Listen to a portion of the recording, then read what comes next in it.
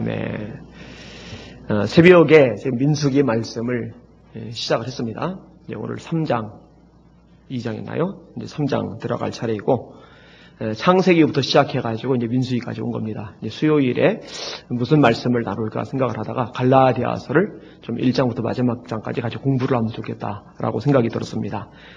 오늘 1장 1절에서 10절까지 함께 말씀을 생각을 해볼 겁니다. 오늘 설교의 제목인데 따라합시다. 예수님 말고 다른 복음은 없다. 한 번 더요. 예수님 말고 다른 복음은 없다. 1절은요. 사도됨의 내력에 대한 소개입니다. 함께 읽겠습니다. 시작.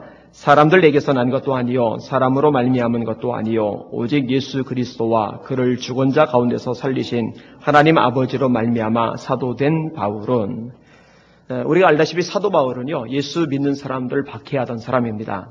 사도행전 8장 1절에 이렇게 기록되어 있습니다. 사울은 그가 죽임당함을 마땅히 여기더라. 그래서 그는 스데반입니다. 스데반이 죽을 때 증인들의 옷을 지키던 사람이 바로 사울이거든요. 그날에 예루살렘에 있는 교회에 큰 박해가 있어 사도 외에는 다 유대와 사마리아와 모든 성으로 흩어지니라. 경건한 사람들이 스데반을 장사하고 위하여 크게 울더라. 사울이 교회를 잔멸할세 각 집에 들어가 남녀를 끌어다가 옥에 넘기니라. 굉장히 열정을 가지고 예수 믿는 사람을 잡아들여서 감옥에 집어넣던 일을 하던 사람이 바로 사울입니다. 바울이죠, 바울. 사도행전 9장에도 이런 바울의 모습은 변함이 없습니다. 사울이 주의 제자들에 대하여 여전히 위협과 살기가 등등하여 대제사장에게 가서 다메섹 여러 회당에 가져갈 공무를 청하니 이는 만일 그 도를 따르는 사람을 만나면 남녀를 막론하고 결박하여 예루살렘으로 잡아오려 함이라. 예루살렘 지역만이 아니라 다메섹 지역에도 회당이 있는데 그런 지역에까지 고난을 받아가지고 가는 거예요. 목적은 하나, 예수 믿는 사람 잡아들이려고. 이제 보통 열심을 가지고 교회를 박해했던 인물이 아닌 거죠. 사실 바울이 이런 일을 한 것은요, 그의 성격이 폭력적이거나 아니면 난폭해서 그런 건 아닙니다. 소신을 가지고 있어요. 사실은 하나님을 위하는 열정을 가지고 있어요. 지난번에 강의를 듣는 중에 재미난 말이 있더라고요. 이게 똑똑하고 열심 있는 사람, 똑똑하고 게으른 사람, 멍청하고 열심 있는 사람, 멍청하고 게으른 사람. 이 네 가지 사람 중에 진짜 해를 많이 끼치는 사람이 누구냐? 멍청한 데다가 게으르기까지 한 사람이라고 생각하기 쉬운데 사실은 그게 아니라는 거죠. 멍청한 데다가 부지런한 사람이 진짜 해를 많이 끼친대요. 멍청하면은 차라리 부지런하지 않은 게 손해를 덜 주는데 멍청한 데다가 부지런하기까지 하니까 해서는 안 될 짓을 자꾸만 저지르는 거죠. 바울 사도가 나중에 로마서에서 그런 말을 합니다. 열심은 있는데 지식을 쫓은 게 아니다. 이게 이제 유대인들의 모습이었거든요. 근데 그것은 바울 자신의 모습이기도 했어요. 열심은 있는데 사실은 성령의 지혜, 하나님의 지혜로 열심 낸 사울의 모습은 아니었거든요. 사울이 자기 머리로 생각해 볼 때 분명히 율법서에 나무에 달린 자는 저주를 받은 자입니다. 예수님은 나무 십자가에 달렸습니다. 그러면은 적용해 볼 때 예수님은 저주받은 자입니다. 하나님에 의해서 저주받아 나무에 매달려 죽은 예수님을 하나님의 아들이라 메시아라고 부르는 기독교인들은 그럼 어떤 결과가 되는 거예요? 신성모독자가 되는 거예요. 살려두면 안 돼요. 죽어도 마땅합니다. 그래서 예수 믿는 사람을 사명감 가지고 잡아주기로 천지서방 돌아다녔던 겁니다. 그런데 사울이 알지 못했던 것이 뭐냐면요. 예수님이 저주를 받은 것은 맞는데 자신이 죄를 짓고 그 죄값으로 저주를 받은 게 아니라 저주받아 마땅한 사람들의 죄를 대신 짊어지고 대신 저주를 받았다는 것. 이걸 바울이 몰랐던 거예요. 율법에 의하면 예수님이 저주받은 자 맞아요. 그런데 그 저주는 당신의 죄값 때문이 아니라 우리들의 죄값 때문에 대신 저주를 받은 거거든요. 바울이 그거를 깨닫지를 못했던 겁니다. 그래서 이리저리 뛰어다니던 겁니다. 이런 바울이 다메섹 도상에서 예수님을 만납니다. 그것이 이제 사도행전 9장에 언급이 되고 있죠. 사울이 길을 가다가 다메섹에 가까이 이르더니 호련히 하늘로부터 빛이 그를 둘러 비추는지라. 땅에 엎드러져 들음에 소리가 있어 이르시되 사울아 사울아 네가 어찌하여 나를 박해하느냐 하시거늘 대답하되 주여 누구시니까 이르시되 나는 네가 박해하는 예수라. 너는 일어나 시내로 들어가라. 내가 행할 것을 내게 이를 자가 있느니라 하시니 같이 가던 사람들은 소리만 듣고 아무도 보지 못하여 말을 못하고 서 있더라. 사울이 땅에서 일어나 눈은 떴으나 아무것도 보지 못하고 사람의 손에 끌려 다메섹으로 들어가서 사흘 동안 보지 못하고 먹지도 마시지도 아니하니라. 사울이 사람들을 잡아다가 감옥에 가두는 일을 하기 때문에 혼자 다니지는 못하죠. 여럿이서 반발을 하면은 무슨 수로 그것을 강제로 집행을 하겠어요. 그러니까 사람들이 이렇게 몰고서 같이 다니는 거예요. 그런데 같이 다니다가 사울이 혼자서 꼬꾸라진 겁니다. 주님의 음성을 혼자서 제대로 들은 겁니다. 다른 사람들은 영문을 몰라요. 그냥 놀랄 뿐이죠. 그리고 사울은요, 그 즉시로 눈이 머는 거죠. 그리고 3일간 먹지도 못하고 마시지도 못하는 상태에 놓여 있게 됩니다. 이렇게 다메섹에서 주님을 만나는 사건이요, 창세기 사도행전에 3번 나옵니다. 하나는 9장, 그 다음에 하나는 22장, 그 다음에 하나는 26장. 그러니까 사도행전에서 굉장히 중요한 역할을 하는 것이 이 다메섹의 회심 사건입니다. 의미가 있죠, 당연히. 이 바울의 변화를 기록한 내용이니까. 사도행전 22장에 보면은요, 이 사건, 다메섹에서 예수님을 만난 사건 잠시 후에 바울이 예수님으로부터 사명을 받습니다. 사도행전 22장 17절 읽어드릴게요. 후에 내가 예루살렘으로 돌아와서 성전에서 기도할 때에 황홀한 중에 봄에 주께서 내게 말씀하시되 속히 예루살렘에서 나가라. 그들은 내가 내게 대하여 증거하는 말을 듣지 아니하리라 하시거늘 내가 말하기를 주님 내가 주를 믿는 사람들을 가두고 또 각 회당에서 때리고 또 주의 증인 스데반이 피를 흘릴 때에 내가 곁에 서서 찬성하고 또 죽이는 사람들의 옷을 지킨 줄 그들도 아나이다. 나더러 또 이르시되 떠나가라. 내가 너를 멀리 이방인에게로 보내리라 하셨느니라. 여러분, 예수님께서 바울을 어디로 보냅니까? 유대로 보내요? 아니죠. 이방으로 보내죠. 그래서 바울의 별명이 이방인의 사도입니다. 베드로는 유대인의 사도고요. 바울은 이방인의 사도고요. 그렇게 되는 겁니다. 그런데 이처럼 바울이 사도가 된 것은요, 지금 제가 설명을 드린 대로 자기가 임의로 된 게 아닙니다. 아니면 제사장이나 먼저 사도된 사람이 너 사도해라고 시킨 게 아닙니다. 그 내용을 바울 사도가 갈라디아서 1장 1절에 설명하는 겁니다. 사람에게서 난 것이 아니다. 사람으로 말미암은 것이 아니다. 예수님께서 나를 사도로 세우셨다. 할렐루야. 누가 바울을 사도로 세우셨어요? 예수님께서 세우신 겁니다. 여러분, 목회자들에게 가장 필요한 것, 가장 중요한 게 뭐라고 생각을 하십니까? 어떤 분은 능력을 얘기를 해요. 어떤 분은 설교를 이야기를 해요. 어떤 분은 리더십을 이야기를 해요. 이렇게 다양한 것들을 이야기를 끄집어낼 수가 있습니다만, 그런데 이런 것들보다 최우선적으로 요구되는 것이 하나가 있어요. 그게 뭔지 아세요? 소명의 확신입니다. 하나님이 나를 부르셨고 목회자로 세우셨다. 나는 하나님이 선택한 하나님의 종이다라는 이 소명의식, 이것이 본질적인 겁니다. 이게 없으면요, 주님의 일 못합니다. 힘들어도 물러가고요, 어려워도 주저앉고요, 감정이 상해도 포기할 수밖에 없습니다. 그런데 하나님이 나를 세우셨다는 소명의식이 확실하면요, 어려워도 힘들어도 고통이 있어도 외로워도 감정이 상해도 자기 자리를 지킬 수가 있거든요. 저에게는 이 소명의식이 뚜렷하게 있어요. 저는 하나님이 저를 세우셨다는 것, 저를 부르셨다는 것, 저를 목사가 되게 하셨고 말씀을 전하는 자로 세우셨다는 것 손톱만큼도 의심하지 않아요.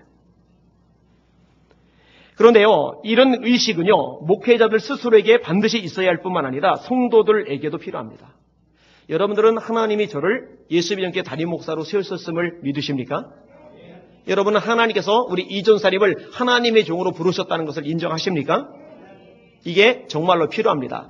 에베소서 4장 11절에 이렇게 말씀합니다. 주께서 혹은 사도로 혹은 선지자로 혹은 복음 전하는 자로 혹은 목사와 교사로 주셨으니. 자, 사도 누가 주셨다고요? 예수님이. 목사와 교사 누가 주셨다고요? 예수님이. 주께서라고 분명히 말씀하고 있어요. 주께서 주셨으니. 이들이 하는 일은 무엇입니까? 성도를 온전하게 하여 봉사의 일을 하게 하며 그리스도의 몸을 세우게 하려 하심이니라. 사실 이런 의식이 명확할 때 그 권위를 인정하고 순종하는 것도 가능해지는 겁니다. 오늘날요, 목회자들 스스로에게도 이 소명의식이 결여된 사람들이 많아요. 그래서 목회 일을 하다가 참 어려울 경우, 힘들 경우 세게 됩니다. 사실은 사모님들에게도 이런 소명의식이 모자란 사람들이 꽤 있어요. 그리고 성도들에게도 이런 소명에 대한 개념 자체가 없는 사람들이 꽤 있어요. 그래서 아무나 될 수 있다고, 아무나 할 수 있다고. 이제 거기서 이제 교회에 어려움이, 문제들이 발생할 수밖에 없는 거죠. 하나님이 세우시는 겁니다. 하나님이. 이건 기초입니다. 자, 이렇게 자기가 어떤 존재인지를 말한 이 바울이요, 갈라디아 교회 성도들에게 두 가지를 빌어줍니다. 그것이 제가 가끔 인용하는 은혜와 평강입니다. 2절과 3절 말씀을 같이 읽겠습니다. 시작. 함께 있는 모든 형제와 더불어 갈라디아 여러 교회들에게 우리 하나님 아버지와 주 예수 그리스도로부터 은혜와 평강이 있기를 원하노라. 아멘. 먼저 은혜가 참 중요하죠. 여러분, 예수님을 믿어야 구원받습니다. 예수님을 영접하여야 하나님의 아들이 됩니다. 그런데 그 믿음이 어디에서 주어지죠? 이 은혜에서 주어집니다. 그래서 에베소 2장 8절과 9절이죠. 너희가 그 은혜로 인하여 믿음으로 말미암아 구원을 얻었나니. 무엇으로 인해서? 은혜로 인해서. 이것이 너희에게서 난 것이 아니고 하나님의 선물이라. 행위에서 난 것이 아니니 이는 누구든지 자랑하지 못하게 하려 함이니라. 여러분, 사람의 지혜로, 사람의 노력으로, 사람의 공부와 학식으로 예수님이 누군지를 깨닫고 발견하는 게 아닙니다. 예수님이 누군지를 깨닫고 내 주님으로 영접하게 되는 것은 하나님의 은혜가 주어질 때 비로소 가능한 줄 깨달으시길 바랍니다. 은혜가 아니면 안 되는 거예요. 그 다음에 은혜가 있어야 영적으로 계속 성장해 나갈 수가 있습니다. 예수님을 영접했을 때 영적 어린아이입니다. 이 어린아이는 하나님의 양식을 받아 먹어야 돼요. 베드로서 예비는 신령한 젖, 순전한 젖. 하나님의 초보적인 말씀이죠. 그리고 이 말씀을 통해서 성장을 해서 어느 정도 커지면은 그 다음엔 단단한 식물을 먹을 수 있게 돼요. 다시 말해, 초신자 때는 받아들이기 어려웠던 아멘으로 내가 인정하고 따라가기 힘들었던 그 말씀조차도 아멘하고 받아들이고 순종할 수 있는 데까지 나가는 거죠. 그게 이제 장성한 자가 되는 거예요.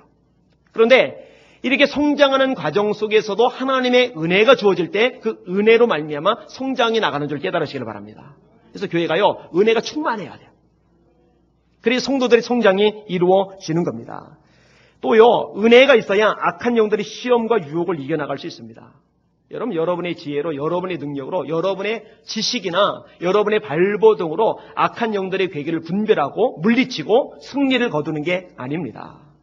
은혜가 있어야 비로소 그런 일들이 가능한 줄 깨달으시길 바랍니다. 더 나아가서 하나님께서 우리에게 맡겨주신 사명을 감당할 때, 주님의 일을 이뤄나갈 때 이것조차도 하나님의 은혜가 아니면 우리가 그 일을 해내갈 수가 없어요.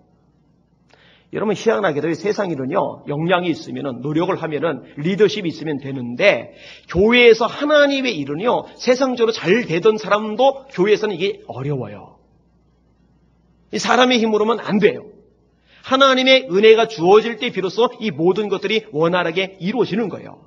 바울 사도가요, 이것을 명확하게 깨닫습니다. 그래서 이렇게 말합니다. 나 된 것은 내가 아니요 나와 함께 하신 하나님의 은혜로다. 많은 교회를 세웠단 말이에요. 많은 성경을 썼단 말이에요. 수많은 영혼들 예수 믿고 구원받게 만들었고 리더로 세웠단 말이에요. 참 엄청난 일들을 많이 해냈는데 이 모든 것들이 가능했던 이유가 뭐냐? 바울 사도는 딱 하나로 해석을 하는 거예요. 나와 함께 하신 하나님의 은혜로다. 여러분, 제가 목회를 제대로 할 수 있으려면요, 하나님의 은혜가 없이는 불가능합니다. 여기 남전도회, 여전도회 회장님들이 있죠. 찬양대장님도 있고 각 분야의 리더들, 교사들이 있잖아요. 하나님의 은혜가 아니면 여러분이 맡은 그 기관, 그 부서 하나님의 능력대로 제대로 끌고 나갈 수가 없어요. 이 은혜는요, 굉장히 핵심적인 요소입니다. 그 다음에 이제 평강인데, 여러분, 평강이 있어야 두려움을 이기죠. 평강이 있어야 불안에서 벗어날 수가 있죠. 예수님을 믿으면서도 불안하고 초조하고 날마다 두렵고 막 가슴 조이고 살고 이러면 안 되잖아요. 근데 하나님의 평강이 임할 때 우리 속을 지배하던 이 불안이, 초조함이, 미래에 대한 두려움이 떠나가는 줄 믿으시길 바랍니다. 평강이 복이죠.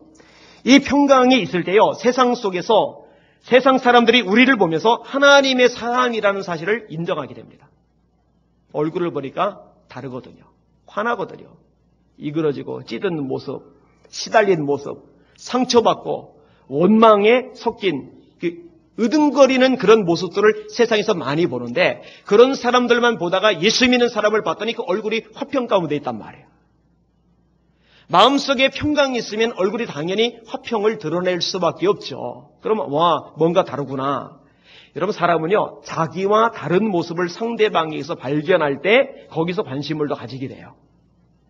똑같으면은, 차이가 없으면은요, 관심을 가질 이유 자체가 없어요. 하나님의 평강이 여러분의 마음에 넘쳐나실 수 있기를 주님의 이름으로 축원합니다. 예수님이 이 평강을 주신다고 말씀하셨어요. 그래서 죽으시고 부활하신 다음에 첫 번째로 제자들에게 하셨던 말씀이 너에게 평강이 있을지어다. 잠시 쉬고 또다시 말씀하신 것이 너에게 평강이 있을지어다. 그리고 두 번째 제자들에게 나타나서 하신 말씀이 너에게 평강이 있을지어다. 자, 원합니다. 우리 예수 비전교 성도들에게도 하나님의 평강이 있기를 주님의 이름으로 축원합니다. 이 평강이 있으셔야 해요. 자, 이 은혜와 평강은 어디서 오느냐? 하나님에게서 오는 것이고 예수님에게서 오는 겁니다. 오늘 바울 사도가 그것을 이야기해줘요. 세상이 줄 수 없습니다. 세상의 문화가 주지 못하고 세상의 권력이 주지 못하고 세상의 물질이 주지 못합니다. 사람들은 흔히 가진 게 많아지면 평안할 거라고 생각해요. 먹고 살 걱정 없으니, 미래가 대비되었으니. 그런데요, 사회보장 제도가 잘 돼 있고 선진국이고 돈이 많은 사람들 중에 자살률이 유독 높아요. 이거는요, 물질이 사람에게 진짜 평강을 주는 것이 아니라는 것을 여실하게 증명해 주고 있는 현실적인 증거들입니다. 여러분, 그런 것으로 사람에게 평강이 임하지 않습니다. 아무리 자손 대대로 먹을 만큼 양식이, 재정이, 적금이 내게 있다 하더라도 하나님께로부터, 예수님께로부터 평강이 우리 심령 속에 불어넣어 주지 않으면 우리 마음속에 평강이 사라지는 줄 깨달으시길 바랍니다. 예수님께서 그 평강을, 예수님께서 그 은혜를 저에게, 여러분에게 주시는 겁니다. 그래서 어거스틴은요, 쾌락도 누려보고 명예도 누려보고 돈도 가져봤는데 아니거든요. 예수님을 만난 다음에 이렇게 고백합니다. 내가 당신 안에서 안식하기까지 내 속에 진정한 안식은 없었나이다. 세계적인 학자의 입에서, 세계적인 목회자의 입에서 이런 고백이 나와요. 내가, 예수님, 당신 안에서 안식하기까지 내 안에 진정한 안식은 없었나이다. 주님 안에서 이 평강을, 주님 안에서 이 은혜를 마음껏 누리시는 복이는 우리 성도들 되시기를 주님의 이름으로 축원합니다. 아멘. 자, 그 다음에 4절부터 7절까지 말씀을 나누겠습니다. 이제 바울 사도가 안부로 평강과 은혜가 있기를 빌어준 다음에 본격적으로 해야 할 말을 하기 시작합니다. 그 첫 번째 메시지가 아주 중요한 내용인데 다른 복음은 없다는 겁니다. 4절에서 7절까지 시작. 그리스도께서 하나님 곧 우리 아버지의 뜻을 따라 이 악한 세대에서 우리를 건지시려고 우리 죄를 대속하여 위하여 자기 몸을 주셨으니 영광이 그에게 세세토록 있을지어다. 아멘. 그리스도의 은혜로 너희를 부르신 이를 이같이 속히 떠나 다른 복음을 따르는 것을 내가 이상하게 여기노라. 다른 복음은 없나니 다만 어떤 사람들이 그리스도의 복음을 변하게 하려 함이라. 아멘. 여러분, 복음이 뭐였죠? 예수 믿는 성도들은 복음이 뭐냐라고 물으면 대답을 금방금방 하셔야 된다고 그랬어요. 복음이 뭐였어요? 예수님이 복음이죠. 로마서 1장 2절, 복음은 하나님이 그의 아들에 관하여 성경에 미리 약속하신 것이라. 육신으로는 다윗의 혈통에서 나셨고 성교로는 죽은 가운데서 부활하여 하나님의 아들로 선포되셨으니. 예수님이 복음입니다. 십자가와 부활이 복음입니다. 그리고 오늘 본문에서는 그중에 십자가 사건을 언급을 해주고 있어요. 4절에 그리스도께서 하나님 곧 우리 아버지의 뜻을 따라 이 악한 세대에서 우리를 건지시려고 우리 죄를 대속하기 위하여 자기 몸을 주셨으니. 우리 죄를 대신 속하기 위하여 자기 몸을 주셨다. 십자가에서 죽으신 이 사건, 이것을 말하는 거죠. 이게 복음입니다. 복음. 주셨다라고 말씀하고 있어요. 주셨다. 이 주셨다라는 말과 빼앗겼다라는 말은 전혀 다릅니다. 빼앗겼다라는 말은 원치 않는데 빼앗길 수 있어요. 빼앗기고 싶지 않은데 힘이 없어서 능력이 안 돼서 빼앗길 수 없어요. 여러분, 깡패가 와서 돈을 빼앗는 거죠. 빼앗기고 싶지 않은데 내가 힘이 없으니까 얻어 터질 것 같으니까 맞아 죽을 것 같으니까 내주는 거예요. 이건 빼앗기는 겁니다. 근데 어렵고 힘든 누군가가 있는데 내가 강제적으로 줘야 될 의무가 있는 것이 아님에도 불구하고 그 영혼이 불쌍해서 내 것을 이게 내줄 경우, 이거는 주었다라고 얘기를 해요. 오늘 본문에 예수님의 죽음 사건을 언급하는데 우리 죄를 대속하려고 자기를 내주셨다라고 되어 있어요. 예수님은 빼앗긴 게 아닙니다. 스스로 내어주신 겁니다. 요한복음 10장에 주님께서 이렇게 말씀하십니다. 나는 선한 목자라. 선한 목자는 양들을 위하여 목숨을 버리거니와. 그 다음에 14절에 이렇게 말씀합니다. 나는 선한 목자라. 나는 내 양을 알고 양도 나를 아는 것이 아버지께서 나를 아시고 내가 아버지를 아는 것 같으니 나는 양을 위하여 목숨을 버리노라. 빼앗긴다고 돼 있어요? 아니요. 버린다라고 돼 있어요. 직접 내주시는 거예요. 17절에 내가 내 목숨을 버리는 것은 그것을 내가 다시 얻기 위함이니 이로 말미암아 아버지께서 나를 사랑하시느니라. 이를 내게서 내 목숨을 말하는 거예요. 이를 내게서 빼앗는 자가 있는 것이 아니라 내가 스스로 버리노라.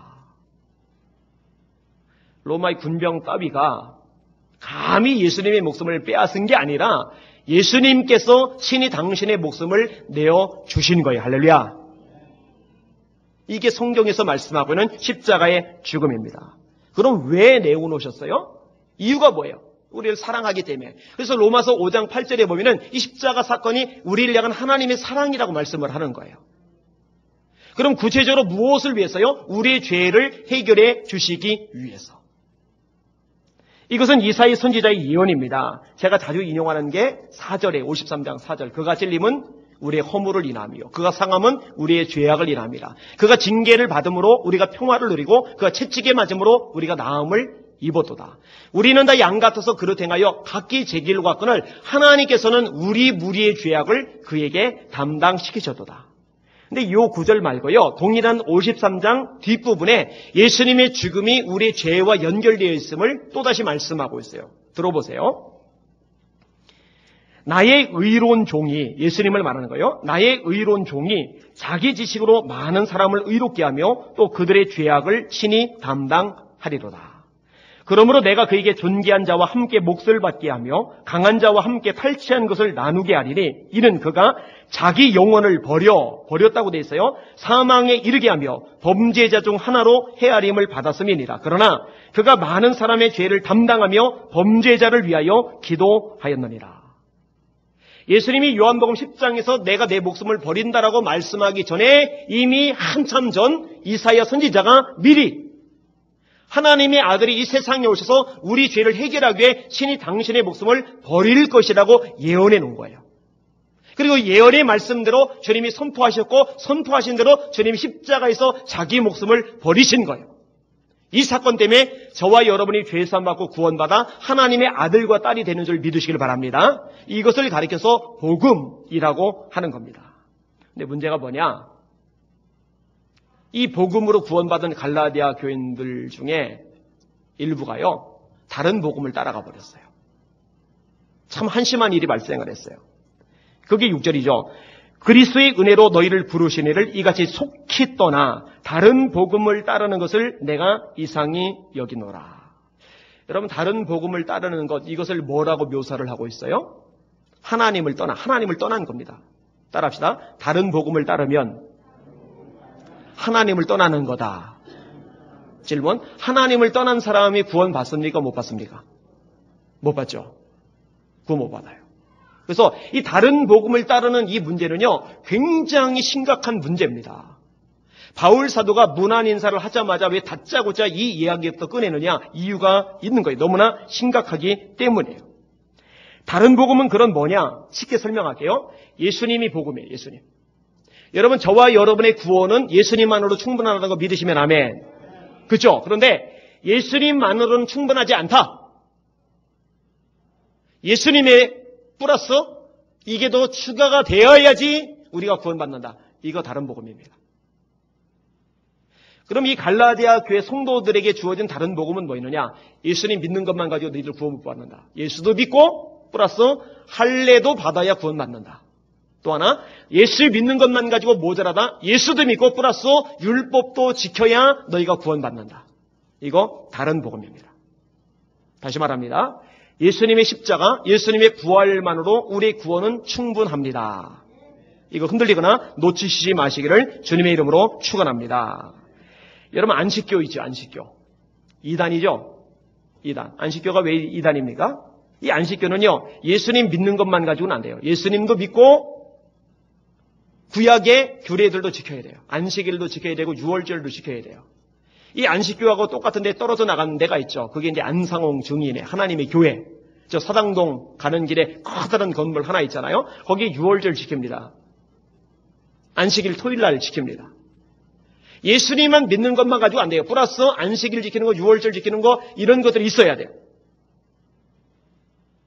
날과 달과 절기를 지키는 것. 근데 여러분 성경에서요 아주 명확하게 이 부분을 지적을 합니다. 나중에 이제 4장에서 다루게 될 텐데요. 제가 미리 읽어드릴게요.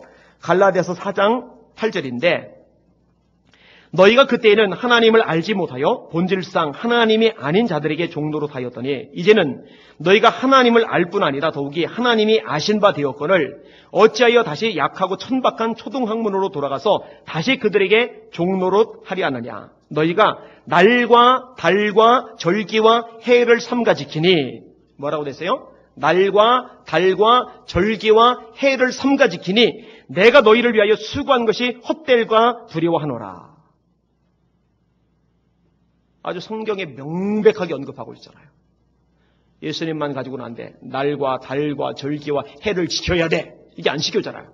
이거 안 된다는 거죠. 이런 거 따라갈까 봐 내가 염려한다는 거죠. 여러분 통일교도 이단이죠. 통일교가 왜 이단인지 아세요? 예수님만으로 충분하잖아요. 예수님 플러스 문선명. 그게 이단인 거예요. 여러분 신천지가 왜 이단입니까? 예수님만으로 충분하잖아요. 예수님 플러스 비유풀이. 예수님 플러스 이만희. 이래야 구원받는다는 거예요. 그러니까 기존의 교회들을 바벨론이래요. 이만희가 없어서. 핵심은 이만희거든요. 이게 이단이거든요. 근데요, 이만희가 자꾸 성경을 비유로 해석하는 이유는요, 그래야 입맛대로 해석할 수 있기 때문입니다. 특별히 이 신천지에서는요, 개역 개정판 안 씁니다. 표준 세번역 안 씁니다. 공동 번역 안 씁니다. 개역 한글만 씁니다. 가서 확인해 보세요. 아니요, 가질 필요 없어요. 왜 개역 한글만 쓰느냐? 그 한글로 다 해석을 해왔거든요. 그걸로, 개역 한글로. 성경 원어로 파고 들어가 보면은 이만희가 해석해주는 내용들이 다 틀리거든요. 제가 영상 일부러 찾아 들어보기도 하는데 재미난 게 있더라고요. 과천 땅을 자꾸 사들이고 거기를 이만희 그 교주로 아주 핵심 지역으로 만들려고 하잖아요. 근데 과천을 한문으로 풀이하면서 그곳이 왜 성지인지를 설명을 해주는데 그 이야기를 듣는 회중들이 거기서 아멘하고 있어요. 그 얼마나 미련합니까? 여러분 과천이 성지입니까? 그러니까 이만희를 예수님 수준으로 올려놓은 거예요. 이단인 거죠. 그러면 오늘 본문 상황에서 이 갈라디아 교회 교인들에게 왜 다른 복음이 어떻게 다른 복음이 들어갔느냐? 그게 이제 7절 내용인데 다른 복음은 없나니 다만 어떤 사람들이 너희를 교란하여 그리스도의 복음을 변하게 하려 함이라. 어떤 사람들이 교란한 거예요. 이들에게 와서 잘못된 가르침을 줬는데 이것을 분별해내지 못하고 그 가르침을 받아들인 거예요. 이게 문제죠. 여러분 구원파에서 권신찬이 극동방송에 있으면서 수련회를 열었어요. 그래서 극동방송 이름만 믿고서 모여들었던 사람들에게 잘못된 교리를 주입을 시켰고 거기서 구원파가 많이 생겼어요. 극동방송이 큰 잘못을 했더라고요. 이상한 인간을 점검도 안 하고 중요한 직책에 앉혀가지고는 그것 때문에 이제 많이 넘어간 거죠. 그런 수련회에 참석해서 잘못된 메시지를 듣지 않았다면 구원파로 넘어가지 않았을 건데 이 구원파는요 기도할 필요 없다고 가르칩니다. 아세요? 주기도문도 할 필요 없어요. 아세요? 죄를 지어도 괜찮다고 가르칩니다. 아세요? 그러니까 살인도 가능한 거예요. 집단 자살도 가능한 거예요. 이 잘못된 교리가요 이렇게 무시무시합니다. 지금 이 세월호 사건 때문에 나라가 얼마나 큰 타격을 받았습니까? 그 핵심에 구원파가 있잖아요. 신천지 같은 것도 마찬가지로 무로 성경연구원을 열었어요. 여기 가서 사람들이 배운 거예요. 자기도 신학을 해보고 싶은데 신학 가려니까 돈이 들고 신학 가려니까 학력이 모자라고 그런데 무료로 신학을 가르쳐준다. 그래서 무료 신학원, 무료 성경연구원 가서 배웠는데 그게 신천지였던 거죠. 안 들었으면 됐을 텐데 듣다 보니까 넘어가 버린 거예요. 이 갈라디아 교인들도 그렇죠. 들어가지고 이 듣는 것을 여러분이 조심해야 됩니다. 잘 들으셔야 돼요. 여러분 다른 데 가서 성경 배우지 말라고 하는 거 괜히 그런 게 아닙니다. 절대로 배우지 마세요. 제 승낙 없이 다른 데 가서 배우지 마세요. 제가 우리 교회 내에서 성경 배울 수 있는 기회 얼마든지 드릴게요. 할렐루야! 말씀 여기서 잘 배우시길 바랍니다. 여러분이 담임 목사 성경 가르칠 역량 충분히 돼요. 제대로 가르쳐 드릴게요. 얼마든지 가르쳐 드릴게요. 지금 4팀인데 4팀 아니라 5팀, 6팀이라도 7팀, 8팀이라도 만들어서 가르쳐 드릴게요. 엄한 데 가서 배우지 말아요. 또 기도도 마찬가지인데 아무 데나 가서 머리 들이밀고 기도받지 마세요.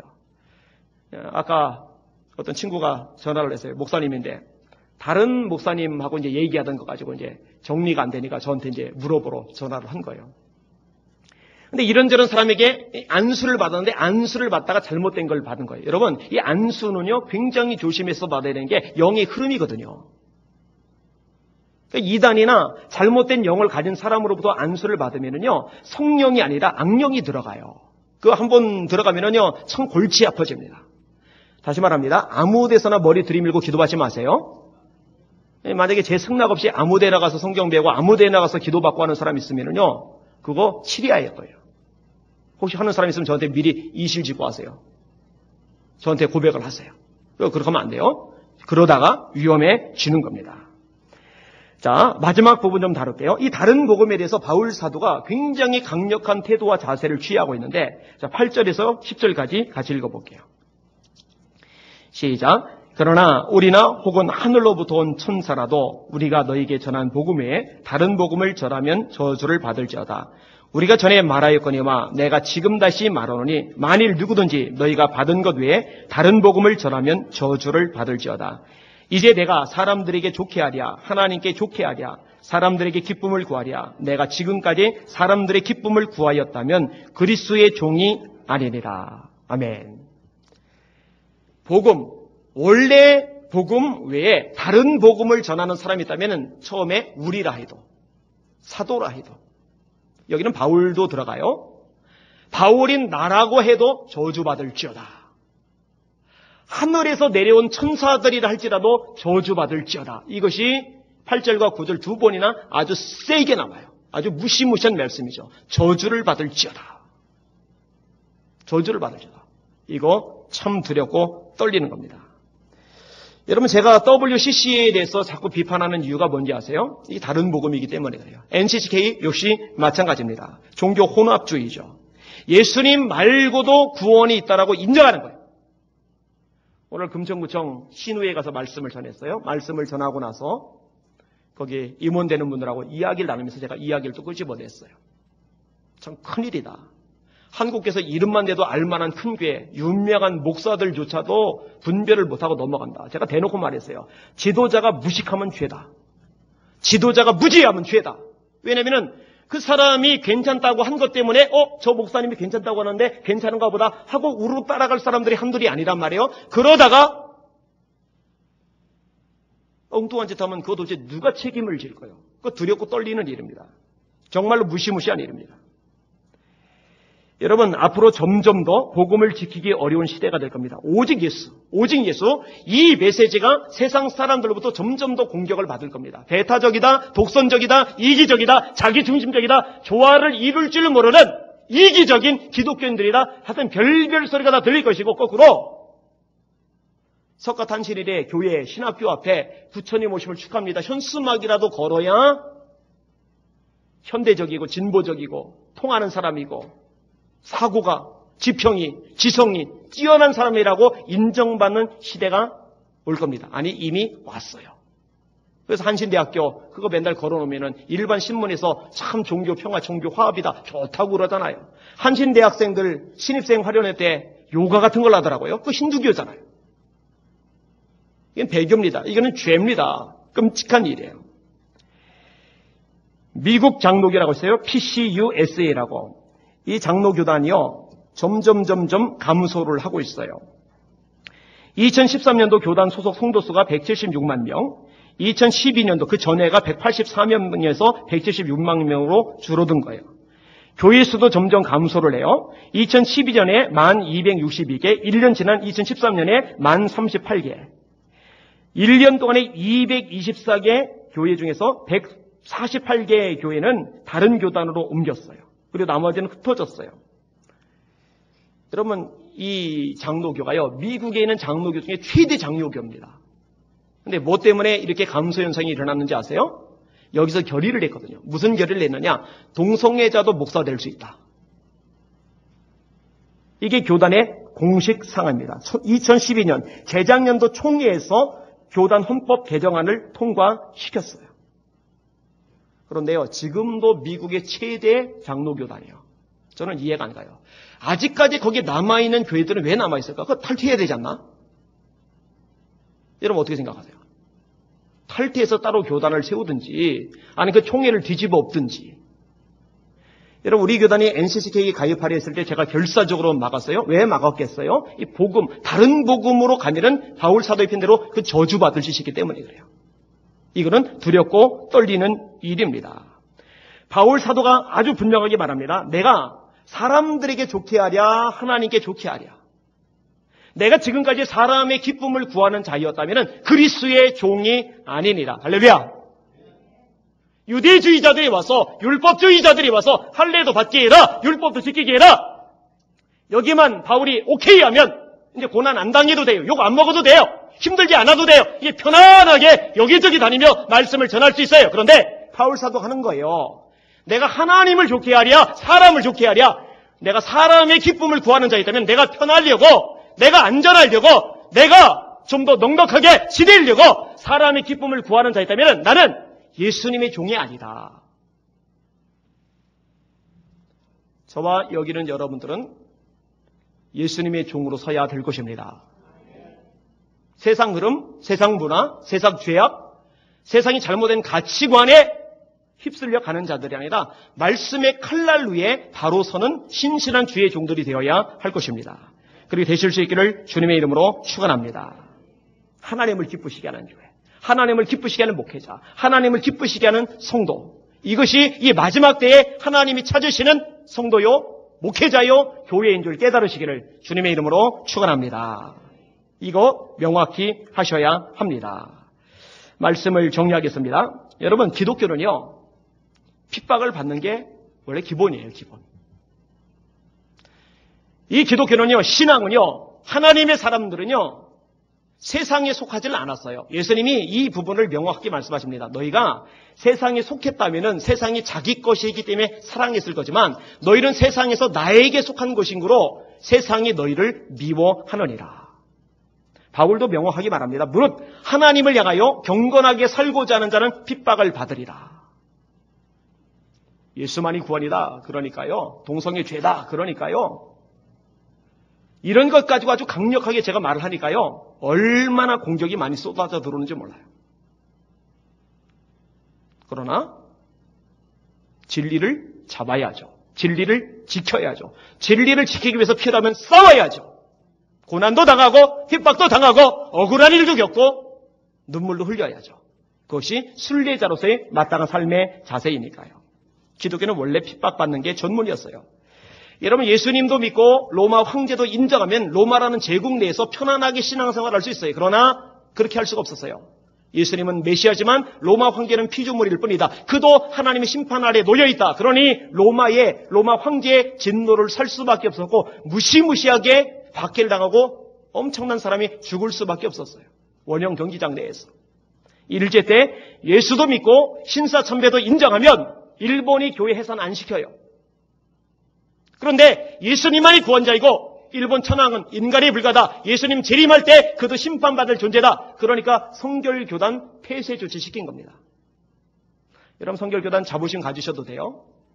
중생 성결 신유 재림 신앙 뚜렷한 신앙 안에서 지켰거든요. 장로교는 28차 총회 때 신사참배를 국민의례로 가결시켰어요. 미국 장로교가 재작년에 동성애 목사를 가결시키듯이 여러분 그건 교회적으로 교단적으로도 그런 짓 저지를 수가 있어요. 같이 가면 박해를 안 받는데 진리를 지키니까 박해를 받는 거예요. 로마 때도 일제 때도. 앞으로 우리가 사는 이 시대 속에서 예수님의 유일성을 훼손하는 도전은 정치, 사회, 문화, 경제 각 영역에서 나타날 겁니다. 그런데 저와 여러분이 오직 예수 그러면은 야 니들 신앙 좋다. 이것이 세상의 분위기가 아니라 한없는 공격으로 비방으로 핍박으로 우리에게 접근해 들어올 겁니다. 바로 그 순간에 믿음을 지키고 요동하거나 흔들리지 않는 신실한 주님의 종들 되시기를 예수님의 이름으로 축원합니다. 다른 복음 따르지 마시기를 주님의 이름으로 축원합니다. 말세의 징조인데 바울 사도가 이렇게 말합니다. 때가 이르리니 사람이 바른 교훈을 받지 아니하며 귀가 가려워서 자기의 사욕을 쫓을 수성을 많이 두고 또 그 귀를 진리에서 돌이켜 허탄한 이야기를 쫓으리라. 들어서는 안 되는데, 귀 기울여서는 안 되는데 그 이야기 쫓고 따라갈 것이라고 예언해 놓고 있어요. 그 예언의 말씀대로 지금 되고 있는 것을 우리 눈으로 보고 있어요. 제가 조금 전에 아주 작은 부분이지만 증거를 내밀었어요. 지금 교단이 그렇게 인정할 줄 누가 알았어요? 이미 그런 세상이 오고 있단 말입니다. 여러분은, 적어도 여러분은 이런 흐름에 편승하지 않는, 오히려 이런 흐름에 거슬러 올라가는 신실한 종이 되시기를 주님의 이름으로 축원합니다. 마음에 분명히 새기세요. 따라합시다. 예수 말고 다른 복음은 없다. 더 크게, 예수 말고 다른 복음은 없다. 예수님만 붙잡고 예수의 이름으로 승리하시기를 주님의 이름으로 축원합니다. 축원합니다. 축원합니다. 아멘. 기도하겠습니다.